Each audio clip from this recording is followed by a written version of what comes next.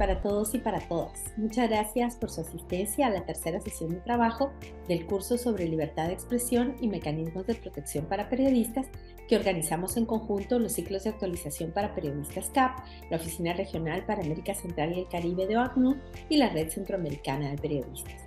Nos acompaña esta mañana como facilitador de este taller Frank Larue, quien abordará el tema Sistema Universal, Mecanismos de Protección para Periodistas. Frank es abogado guatemalteco especializado en derechos humanos. Tiene 35 años de experiencia en el trabajo por los derechos humanos con énfasis en la libertad de expresión.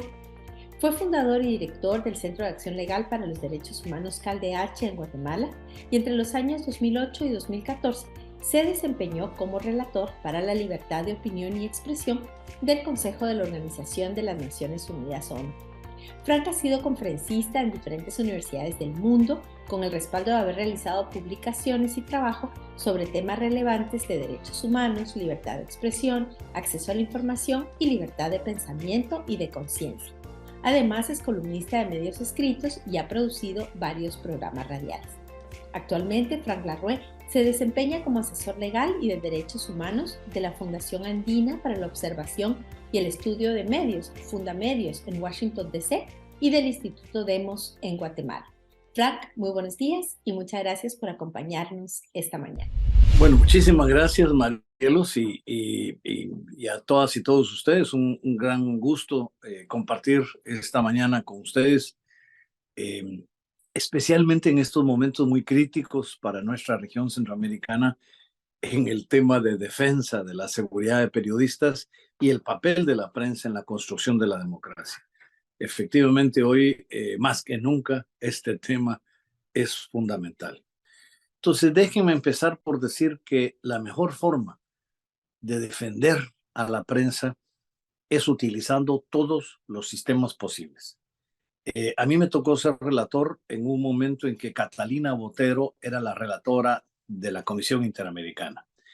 Y porque coincidíamos totalmente en los planteamientos y en pensamientos sobre la libertad de expresión, pero también porque nos interesaba multiplicar nuestro trabajo, logramos, además de nuestra amistad, hacer una alianza de trabajo muy grande.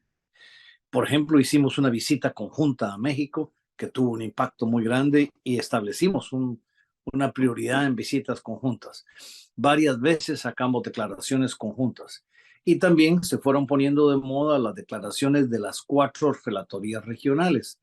La relatoría de la ONU como órgano universal, la del sistema interamericano, la del sistema europeo y la de la Organización Africana, que tenía una relatora, Pansy Tlakula, que era de Sudáfrica, maravillosa, con quien también coincidíamos plenamente.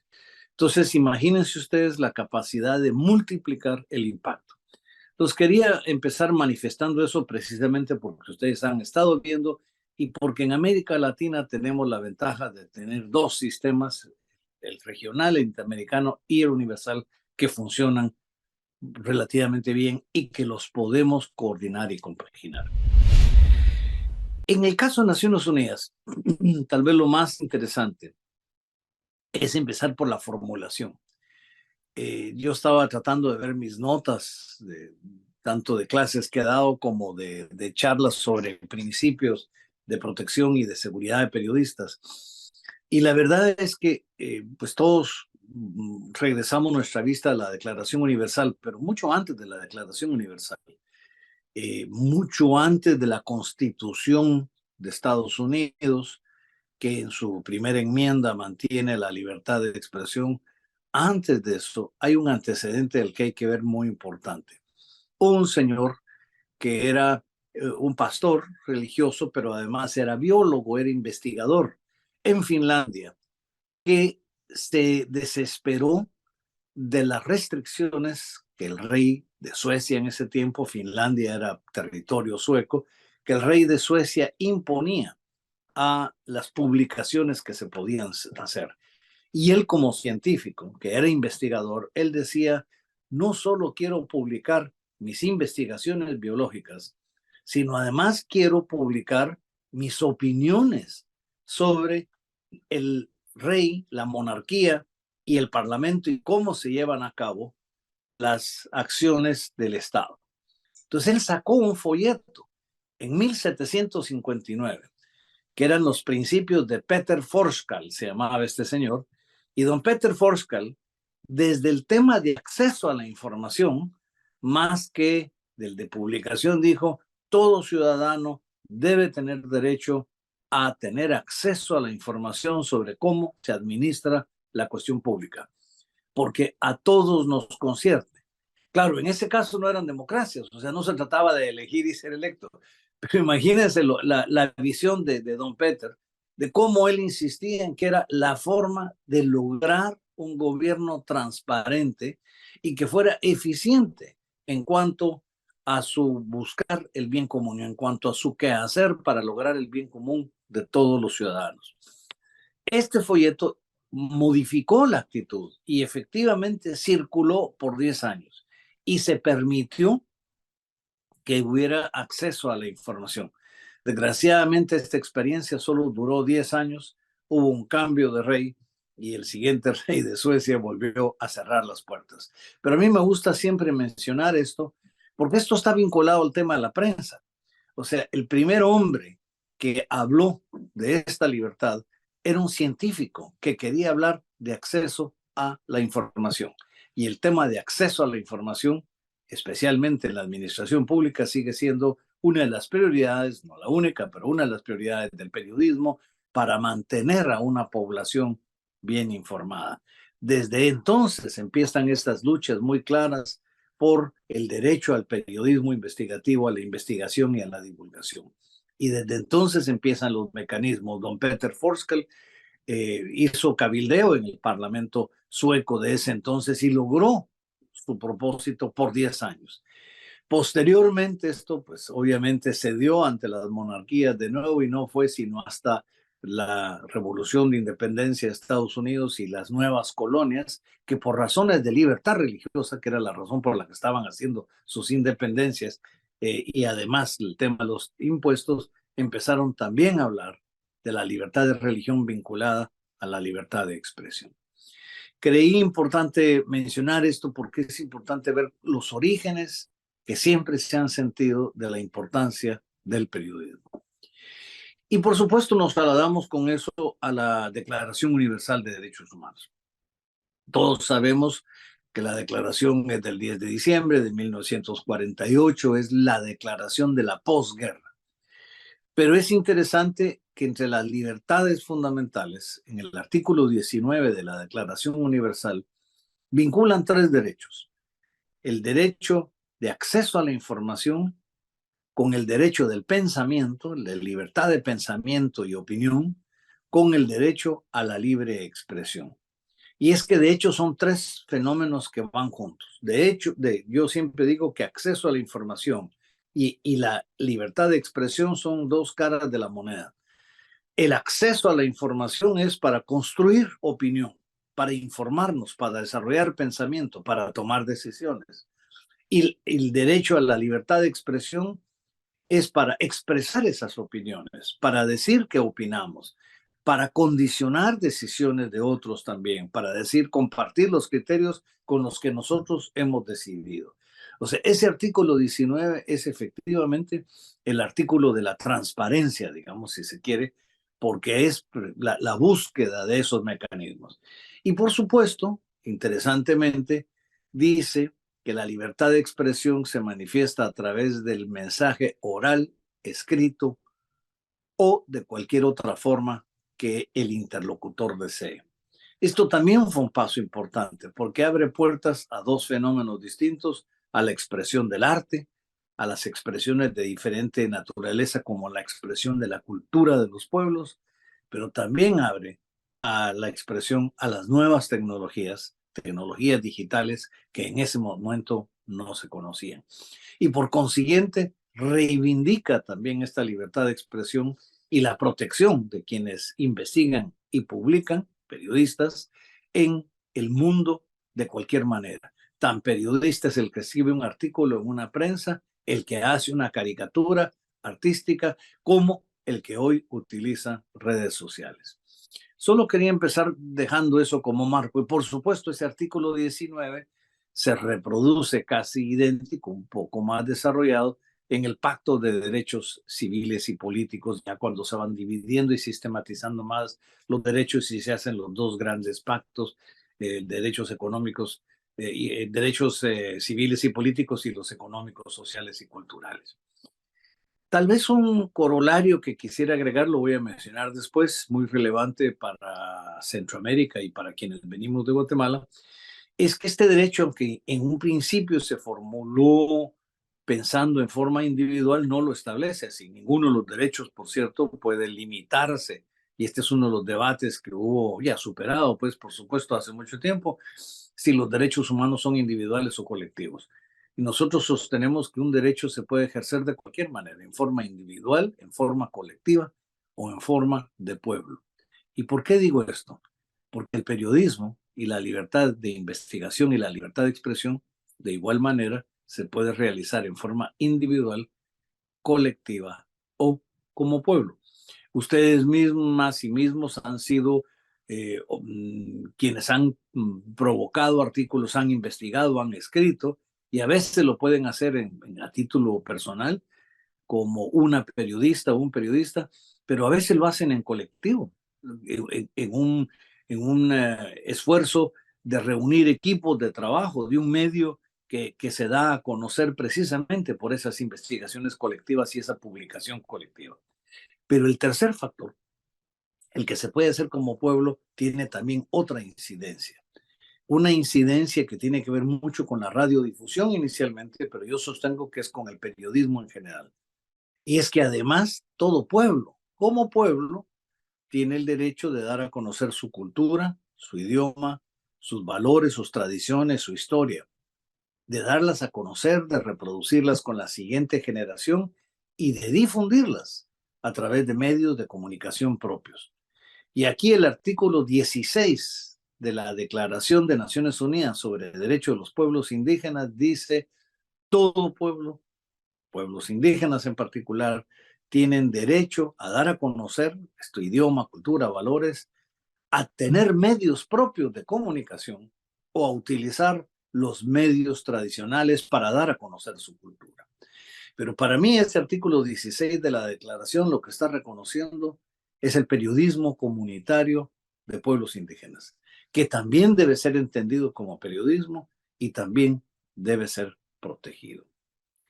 Y por último, yo termino diciendo que por eso es que la profesión de periodista es una profesión de gran especialidad, pero al mismo tiempo es una profesión muy libre. Yo sostuve como relator, y esto fue una discusión, porque, por ejemplo, en Italia había una Real Academia de Periodistas, casi una logia, y era muy difícil ser miembro de este grupo selecto. Y yo les decía, miren, si la idea es que si la libertad de expresión es para todos, la posibilidad de ejercer periodismo, entendiendo periodismo como la tarea sistemática, insisto en lo sistemático, de investigar, desarrollar las ideas o reducirlas para explicarlas al público y publicarlas de cualquier manera y a través de cualquier medio, es hacer periodismo. Y esto no debe estar limitado por los estados ni por nadie, porque sería una forma de censura.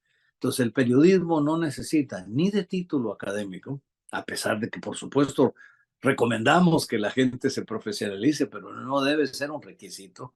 No necesita de registro en un colegio de profesionales y no necesita de una credencial emitida por el Estado, porque cualquiera de estos medios podría fácilmente, y de hecho son utilizados para limitar el ejercicio de la prensa en muchas partes del mundo. Este es el tipo de periodismo del que hablamos, que puede ser individual, colectivo o de pueblo, en comunidad, de que puede ser en cualquier idioma, a través de cualquier tecnología o incluso de formas artísticas. Esto es lo que estamos tratando de proteger. ¿Y por qué? Porque la democracia es precisamente la construcción del bien común a partir de lo que la población expresa, pero a partir también de la rendición de cuentas de lo que sus líderes, electos o nombrados, están realizando en su nombre. Toda constitución de América empieza diciendo que el Estado se establece para garantizar la vida, el ejercicio de los derechos humanos y la búsqueda del bien común. Y esto implica que esa búsqueda del bien común implica que los funcionarios deben rendir cuentas en qué están haciendo para la búsqueda del bien común, qué están haciendo para lograr ese bien común y cómo utilizan los recursos del Estado, que son propiedad de toda la población.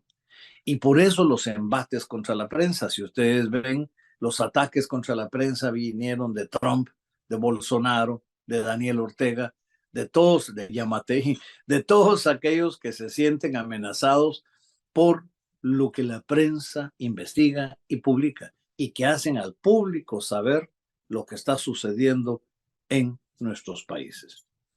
¿Cuáles son los mecanismos de protección? Bueno, los mecanismos de protección están primero en parte en esas normas que hemos establecido. Hay otras que sería muy largo enumerar, pero digamos, yo se los decía, la Declaración Universal de los Derechos Humanos y el Pacto de Derechos Civiles y Políticos, que claramente ambos en el artículo 19, en el Pacto 19 y 20, en el 20 se establecen las limitaciones, donde está el discurso del odio y habla de que no es válido considerar libertad de expresión las expresiones de hostilidad, discriminación o violencia que incitan a la hostilidad, a la discriminación o a la violencia. Y por eso los regímenes racistas, como el que hubo en Sudáfrica y otros, fueron condenados en su momento por mantener estos discursos. Pero efectivamente es un llamado también a los medios y a la prensa a no caer en esos patrones. Entonces, estas son las normas que protegen, pero hay adicionales, lo decía yo, la Declaración de Pueblos Indígenas y otras declaraciones que han sido eventualmente enumeradas, desde la Declaración de Chapultepec en el sistema interamericano hasta otros muchos instrumentos más. Voy a terminar y me lo guardo sobre los objetivos de desarrollo sostenible, que ahí hay un tema muy particular para la prensa.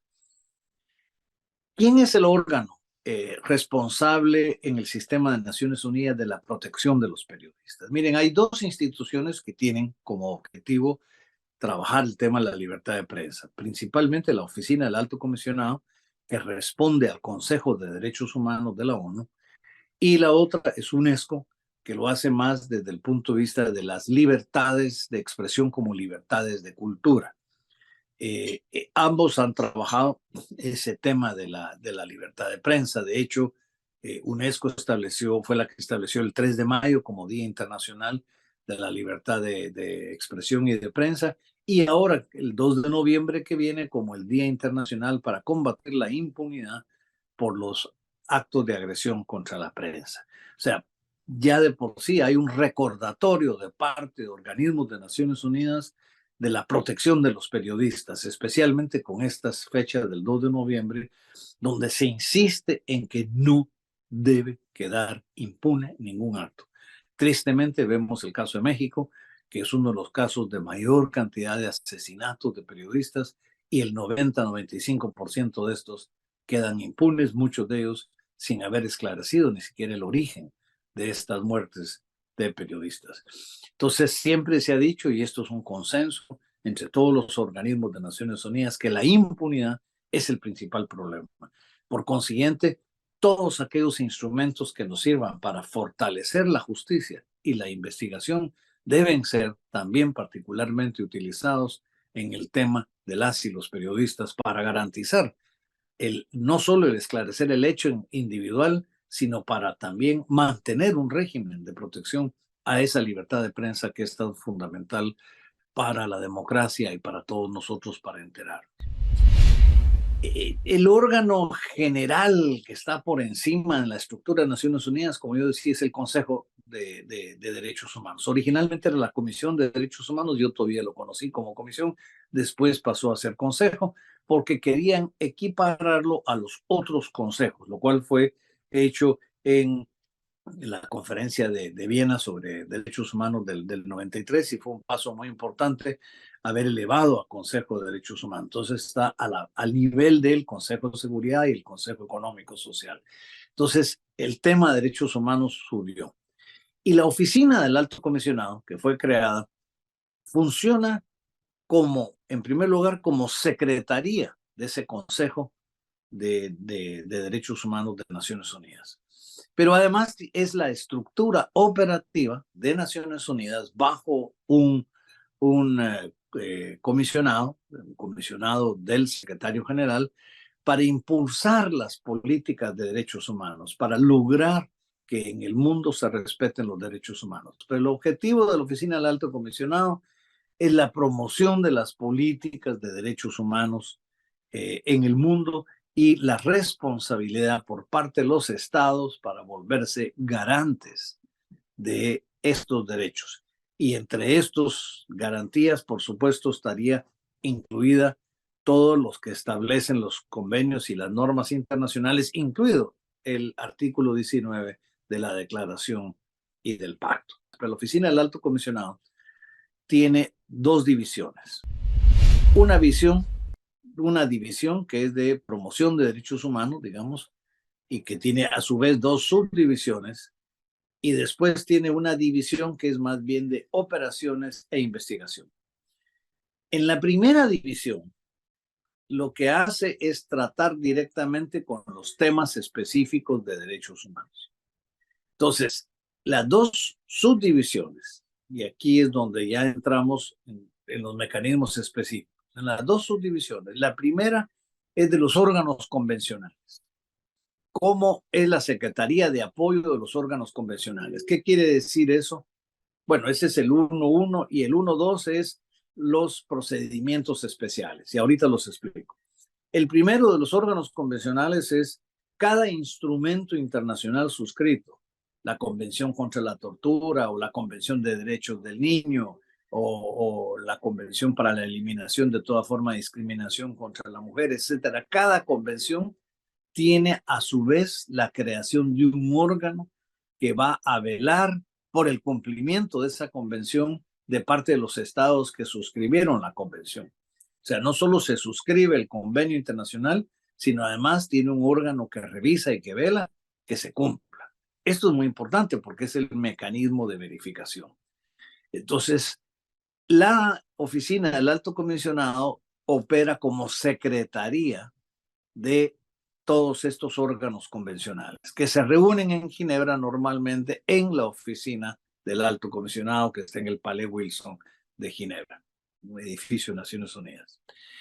Ahí vale la pena mencionar, y estos son mecanismos que se pueden utilizar, que hay algunos órganos convencionales en los que nosotros no siempre consideramos, pero por ejemplo, hay un comité en contra de la desaparición forzada. Y este comité en contra de la desaparición forzada es válido para usarlo en todos los casos de desapariciones que se le denuncien, pero perfectamente puede ser utilizado para casos de desapariciones de periodistas. De nuevo volvemos al caso trágico de México, donde muchos periodistas antes de aparecer asesinados han sido secuestrados y desaparecidos por un periodo de tiempo. Las investigaciones de este comité, el que este comité se vincule a los estados y pide información de los estados es un mecanismo de protección. Pues uno puede recurrir a las relatorías que vamos a ver inmediatamente después, pero también puede recurrir a estos órganos específicos como el Grupo de Trabajo de Desapariciones Forzadas. Entonces, la segunda división tenemos lo que llamamos operaciones especiales. En operaciones especiales están las relatorías y otros grupos de trabajo vinculados a temas específicos. Esta división es importante porque ahí está la relatoría de libertad de expresión, que es nombrada por el Consejo de Derechos Humanos. La relatoría de libertad de expresión siempre son pues una o un relator independiente. El mandato dura 3 años, es ad honorem, no se recibe sueldo, se pagan los gastos de viaje, pero sin ninguna remuneración, y puede ser reelecto una sola vez.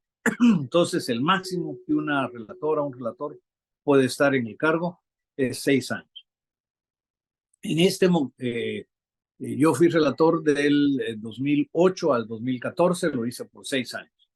Mi sucesor fue David Kaye, un profesor norteamericano muy bueno, que terminó recientemente su periodo hace un par de años y ahora es una pakistaní, eh, Irene Khan, que está en el mandato de la relatoría. Entonces, en las relatorías podemos mantener un nivel de comunicación con la relatoría. ¿Y qué es lo que la relatoría hace? La relatoría puede hacer comunicados de prensa, la relatoría puede hacer visitas de país o la relatoría puede hacer análisis de casos y pronunciarse. Esto no es fácil porque recuérdense que es una relatoría para el mundo entero. Entonces, por supuesto que la oficina del alto comisionado y quienes trabajan con esta relatoría están siendo inundados de información. Pero efectivamente hay casos que afectan sobremanera y pueden haber regiones. En el caso de Centroamérica, ciertamente, podemos hacer el caso de que en Centroamérica hay regionalmente un ambiente de persecución a la prensa y de silenciar y censurar a la prensa. Y que esto es un grave riesgo para las y los periodistas en la ejecución de sus funciones. Entonces, yo sí creo que este es un momento decisivo para hacer llegar los mensajes. Las relatorías dan la idea de Irene Khan es que efectivamente América Latina tiene bastante atención porque tenemos una muy buena relatoría en el sistema interamericano y atención de la Comisión Interamericana. Entonces ella considera que y lo mismo pasa con Europa, por ejemplo, o con África, pero ella piensa que es importante proyectarse más hacia países asiáticos, donde no hay ese nivel de atención y de seguimiento. Esta es su opinión. Yo creo que el trabajo de un relator o relatora es balancear equitativamente la atención que se le dé al mundo entero. Y que esto es muy importante porque en todos los continentes, tristemente, vemos que en Filipinas sí está Duterte, en Turquía está Erdogan, pero igual en Europa está Víctor Orbán, en Hungría, y así podríamos seguir viendo regímenes eh, de persecución. Bueno, en Rusia está Putin, podríamos ver regímenes de persecución contra periodistas en cualquier parte del mundo. Y entonces parte del desafío de una relatoría es balancear estas acciones. Y como digo, ahí hay en procedimientos especiales, hay grupos de trabajo. En el tema, por ejemplo, de radios indígenas o de medios de comunicación indígenas, hay un grupo de trabajo sobre derechos de los pueblos indígenas. Se pueden hacer denuncias a ese grupo de trabajo por parte de comunidades indígenas diciendo que sus derechos como indígenas, sus derechos de identidad, de expresión cultural están siendo violentados. Entonces, además de la relatoría de libertad de expresión, podemos ir buscando otras relatorías u otros mecanismos como grupos de trabajo para poder hacer la denuncia efectiva. La segunda división es la división de operaciones e investigación. Esta división tiene dos partes. La primera, la subdivisión de investigaciones y desarrollo de capacidades. Y la otra es de operaciones, la segunda subdivisión es de operaciones en el terreno. Y esta de operaciones en el terreno hace parte de esa capacitación que decíamos a nivel local con organizaciones de sociedad civil, con funcionarios de Estado, con fuerzas públicas, etcétera. Y constituye básicamente por las oficinas del alto comisionado que conocemos.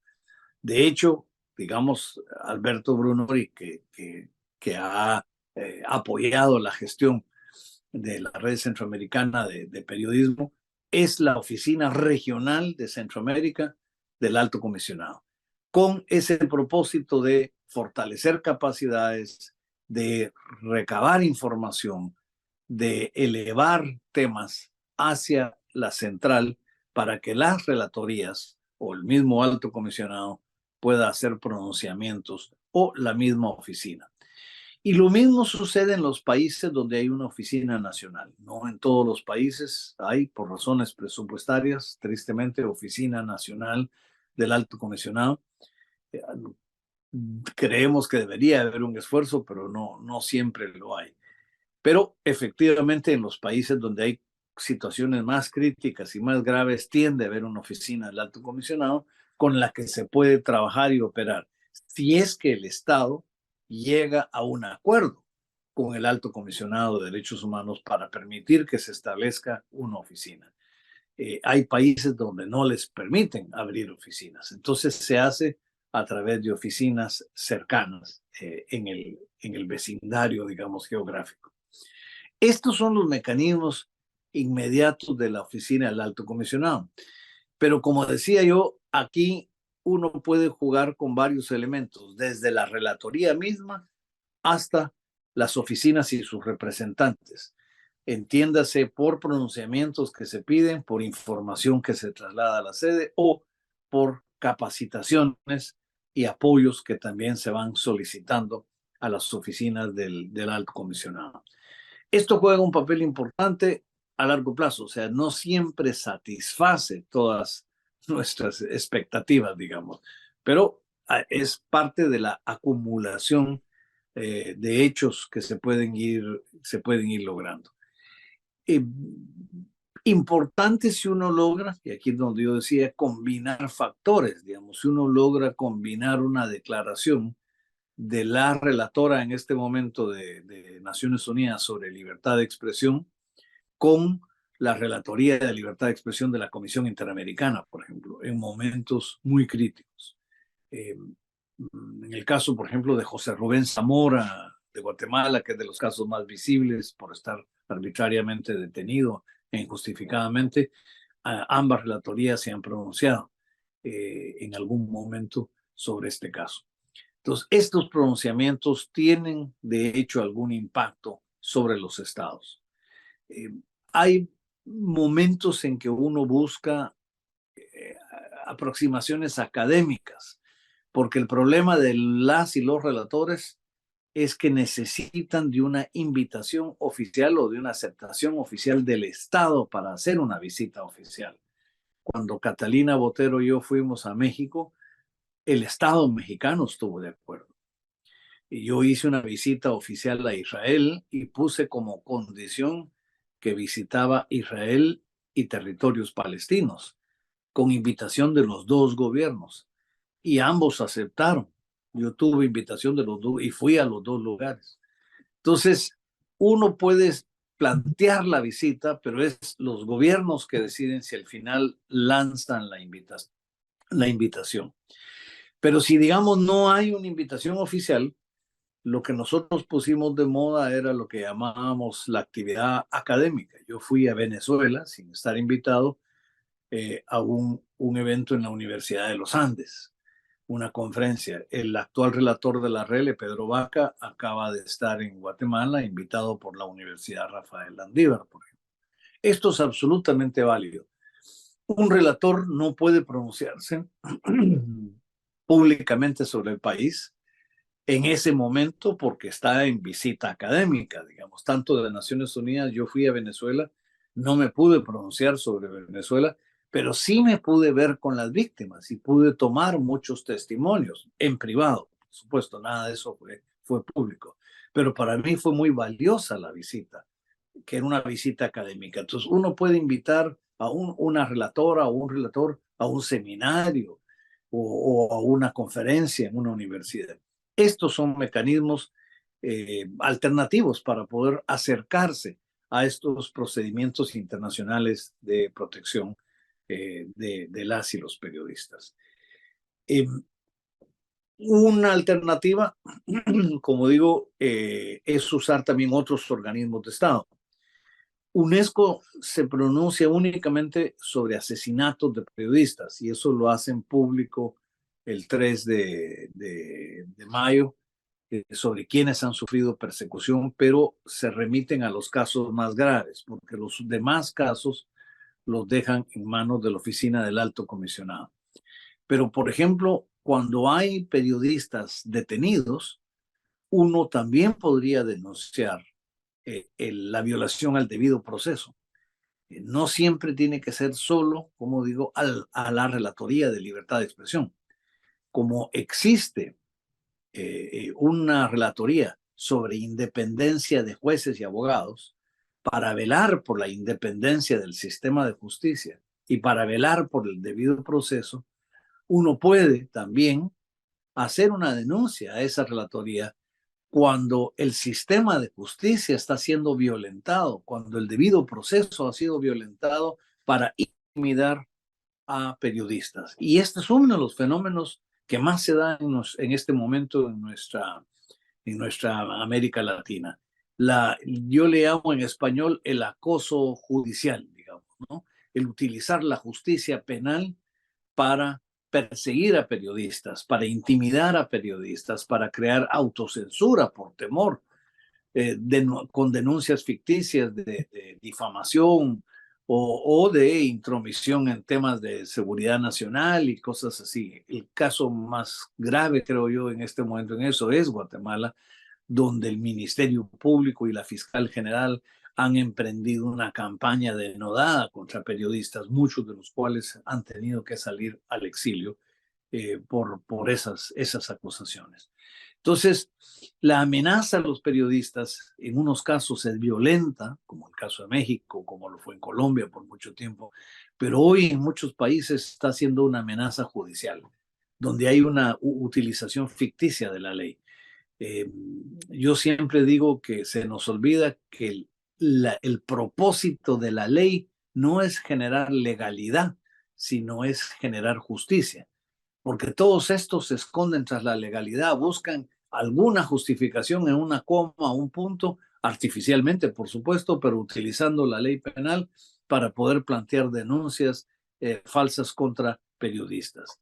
Esto hay que denunciarlo. En inglés le llaman el slaps, pero esta práctica debe ser denunciada y puede ser denunciada en más de una relatoría, como digo, tanto en la relatoría de independencia de jueces y abogados como en la relatoría de defensores de derechos humanos, porque también a organismos y personas defensoras de derechos humanos se les está utilizando este sistema.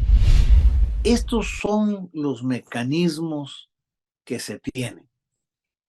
Hay un mecanismo más que yo quisiera mencionar. Bueno, el de pueblos indígenas ya lo mencionamos. Hay un fondo de derechos de pueblos para pueblos indígenas y hay conferencias sobre derechos de pueblos indígenas donde también ahí se puede hablar de periodismo, se puede hablar de medios de comunicación indígena. En el caso interamericano tenemos recientemente la sentencia del caso de Guatemala de las radios comunitarias indígenas, un caso que llevó 10 años en la Corte, pero que ha sentado las bases importantes para el reconocimiento de este derecho. Pero hay un mecanismo más que se conoce menos y que a mí me parece que es importante. Es el de los Objetivos de Desarrollo Sostenible.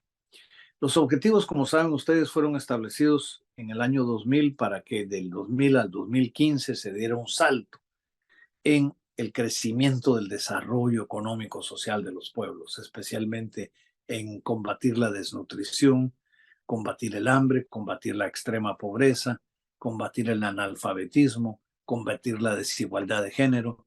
La idea era que en 15 años el mundo se proponía hacer un cambio que se pudiera medir sustancialmente. No iba a resolverlo todo, pero medir. Desgraciadamente, estos objetivos quedaron muy lejos de ser logrados. Entonces, se estableció otros 15 años con lo que llamamos ahora los ODS, los Objetivos de Desarrollo Sostenible. En estos objetivos están los mismos planteamientos de siempre, el combatir la extrema pobreza como principal, el combatir el hambre, el lograr niveles más altos de educación, de salud, erradicar la discriminación de género, la discriminación étnico-racial y una serie de objetivos incluso más concretos, incluso en términos de medio ambiente. Pero existe un objetivo, que es el objetivo 16, que a mí me parece que es fundamental. Son 17 en total, el 17 es más de procedimiento, pero el objetivo 16 es como el resumen de todos los objetivos de desarrollo sostenible. Les voy a animar a que los lean ustedes. El objetivo está redactado, para mi gusto, muy enredado y demasiado largo, pero en el fondo lo que ese objetivo está diciendo es que para lograr el desarrollo, los estados deben tener cinco condiciones fundamentales. La primera es ser sociedades en paz. Dice. Sin la paz no hay desarrollo, por supuesto. Segundo, deben tener un sistema de justicia efectivo. Tercero, debe ser sociedades incluyentes. No se debe marginar ni discriminar a ningún sector de la población por ninguna razón, ni origen nacional, ni racial, ni étnico, cultural, ni religioso. La cuarta es que debe tener una institucionalidad fuerte el Estado para poder responder a las necesidades. Y la quinta es que debe ser transparente. Debe poder rendir cuentas. Esta eficiencia de la institucionalidad va vinculada a la transparencia, que la sociedad pueda medirlos. Y esto, señores y señoras, es el vínculo con la prensa. Este es el permitir el periodismo investigativo. Esto es el rendirle cuentas, el tener leyes de acceso a la información pública, el que se permita la labor de la prensa. Entonces, en cada uno de estos puntos se le fue haciendo subíndices. Y en este último, que está en el 16.10, se creó el 16.10.1, que es el de seguridad de periodistas, para garantizar la libertad de prensa y que la prensa pueda medir al Estado con transparencia. Tiene que haber seguridad para las y los periodistas. Y el 16.10.2, que es el que se debe contar con leyes de acceso a la información pública que faciliten ese acceso y faciliten esa transparencia. Y así se dividieron institucionalmente estas responsabilidades para medir este objetivo en los estados. El 16.10.1 quedó bajo la responsabilidad del alto comisionado, que tiene que ver con actos de violencia contra la prensa, y el 16.10.2 quedó bajo UNESCO para medir la existencia de leyes de acceso a la información pública y la eficacia con la que se puede lograr ese acceso a la información pública.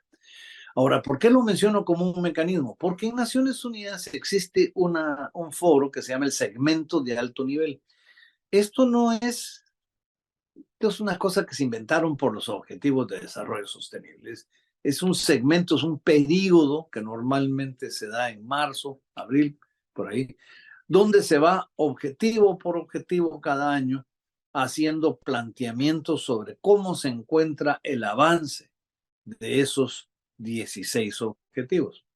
Claro, cada año escogen un objetivo distinto y el enfoque es ese objetivo. Pero eso no evita que se pueda llevar información sobre otros objetivos que se encuentren en situación grave. Y por eso ese segmento de alto nivel es muy apropiado para que organizaciones de prensa o de sociedad civil o medios de comunicación puedan hacer llegar denuncias sobre la situación de persecución de la prensa, sobre el 16.10.1, sobre ataques físicos a la prensa, y podemos incluirle ahora ataques legales a la prensa. O se puede hacer sobre el 16.10.2, sobre cómo se está inhibiendo el acceso a la información pública, intimidando a los que piden información al Estado o a sus funcionarios y funcionarias. Este es un segmento donde se puede hacer este tipo de denuncia. Y por último, con esto termino, existe un mecanismo más que es el examen periódico universal. El Consejo de Derechos Humanos de la ONU, como ustedes saben, hace pasar a todos los países por un examen periódico y va rotando el ciclo de toda la lista de países de Naciones Unidas. Claro, tarda esa rotación, pero el día que le toca al Estado en particular, se acepta el informe del Estado, se hace una troika, digamos, se hace casi como un panel de evaluadores por 3 otros estados, pero se acepta información del Estado en cuestión, pero también se acepta información de la sociedad civil. Y ahí es muy, muy importante que la sociedad civil organizada sistemáticamente unifique esfuerzos, porque lo que siempre sucede es que llega con mucho desorden la información, pero se unifiquen esfuerzos para hacer llegar en común información sobre los ataques a la prensa, la censura a la prensa, el hostigamiento judicial o los ataques físicos a la prensa. Esta es una plataforma excelente de denuncia porque se está midiendo a un país en particular. Pero claro, esto tiene que ver con el ciclo en que va pues, llegando cada país a este examen. Pero es un mecanismo más para ser utilizado. Porque el propósito, como yo les decía en un principio, es utilicemos todos los mecanismos que podamos y algunos de ellos simultáneamente. No por usar un mecanismo de Naciones Unidas, dejemos de usar el del sistema interamericano o a la inversa. No por usar el sistema interamericano, dejemos de usar el de Naciones Unidas. Busquemos la complementariedad de estos recursos, porque en esa complementariedad es donde vamos a ir encontrando fortaleza para reivindicar la tarea tan importante de estas 5 condiciones que hablábamos para lograr la democracia, pero lograr el desarrollo, es esa transparencia basada en la libertad de prensa y la libertad de expresión y de participación de los ciudadanos. Gracias. Muchas gracias a Frank Laruet, ex relator de libertad de expresión y de opinión del Consejo de la Organización de Naciones Unidas, por haber compartido esta exposición respecto de los mecanismos de protección para periodistas en el Sistema Universal de Derechos Humanos.